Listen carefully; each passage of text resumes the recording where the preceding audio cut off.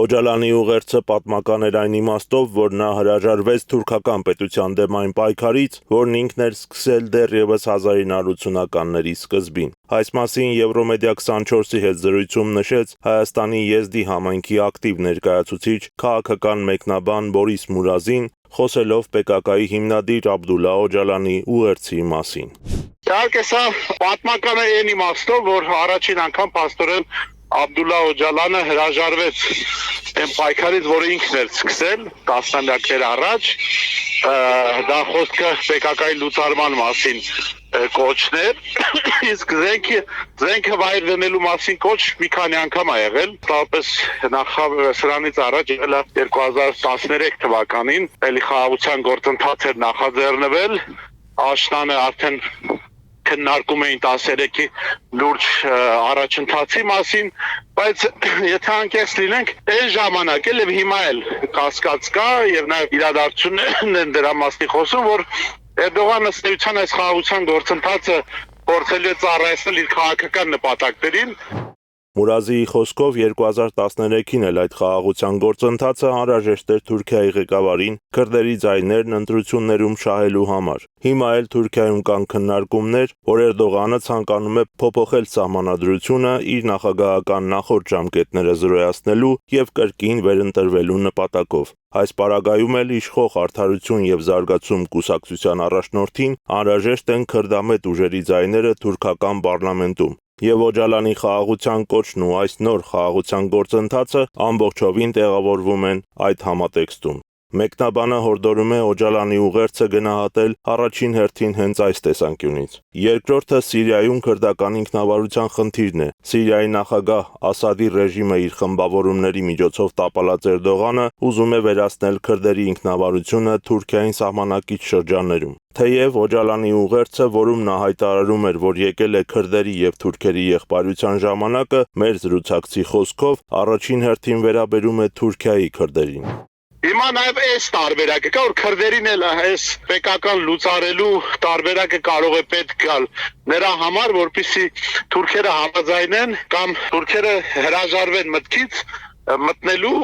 սիրիական քրդական ինքնավարություն եւ ոչնչացնելու այդ ինքնավարությունը։ Դրա մասին ակնարկեց նաև Մազլում Աբդին, Սիրիայի քրդերի առաջնորդը, ռազմական գեներալը, ով այսօր բառացիորեն ասել էր, որ զենքերը վայր դնելու կոչը իրենց չի վերաբերվում, բայց ողջունել էր այդ կոչը, ասել էր, որ Թուրքիայում PKK-ի լուծարումը եւ զինյալների զենքերը վայր դնելը կվերացնի այն առիթը, որով Թուրքիան փորձում է մտնել Սիրիական Քուրդիստան։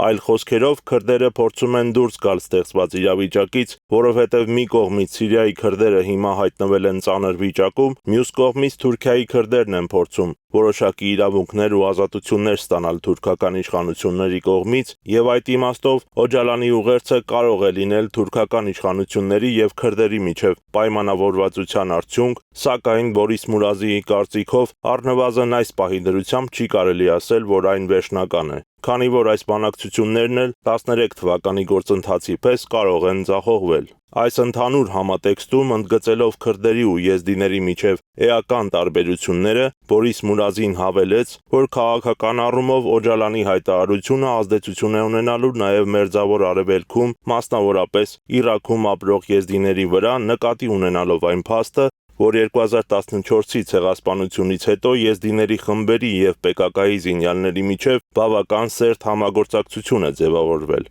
Նաև քաղաքական ինստիտուտներ են ստեղծվել։ Թե ինչ ազդեցություն կունենա Օջալանի կոչը ամբողջ Մերձավոր Արևելքում բնակվող տասնյակ միլիոնավոր քրդերի վրա, արդյոք PKK-ի ներկայիս առաջնորդները կլսեն նրան եւ որոշում կընդունեն կուսակցությունը լուծարելու մասին, առայժմ դժվար է ասել։ Բորիս Մուրազիի խոսքով այստեղ նաև հաղորդակցության շատ լուրջ խնդիրներ կան։ Այն մարդիկ, ում առաջարկում են ինքնալուծարվել, տասնյակ տարիներ շարունակ սարերում են եւ գիտեն միայն այն, ինչով հիմա զբաղվում են։ Նախկինում էլ եղել են նման կոչեր, բայց PKK-ի հրամանատարներն ու ազատամարտիկները, համարելով, որ դա բանտում գտնվող մարդու պարտադրված հայտարարություն է, պարզապես չեն լսել նրան։ Հիշեցնենք, որ փետրվարի 27-ին PKK-ի Քրդստանի աշխատավորական կուսակցության հիմնադիր 1999 թվականից Իմրալի կղզում բանտարկված Աբդուլլա Օջալանը, ինչպես նախապես հայտարարվել էր, հանդես է եկել այսպես ասած դարի ուղերձով, իր կուսակիցներին կոչ անելով վայր դնել զենքերը